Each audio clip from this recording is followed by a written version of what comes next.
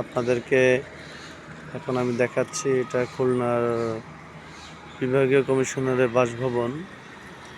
আর খুলনার সবচেয়ে পুরনো টাউন মসজিদ যেটা, তার সামনে আমি আছি। মসজিদটা দোতলা বিশিষ্ট, কিন্তু শীততাপ নিয়ন্ত্রিত। এখানে সব ধরনের ব্যবস্থা আছে।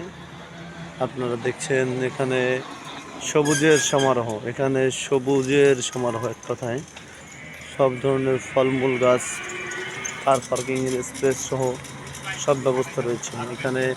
মসজিদের সুউচ্চ মিনারটা আপনারা দেখছেন, এটা খুবই ঐতিহ্যবাহী একটা মিনার খুলনার ভিতরে। আর এখানে আপনাদের আরও দেখানোর চেষ্টা করতেছে মসজিদের অজুখানা, তারপরে মসজিদের ভিতর সাইড, বাইরের সাইড। আর এই পাশে বিভাগীয় কমিশনের কার্যালয়, এই পাশে ডাক বাংলা, এদিকে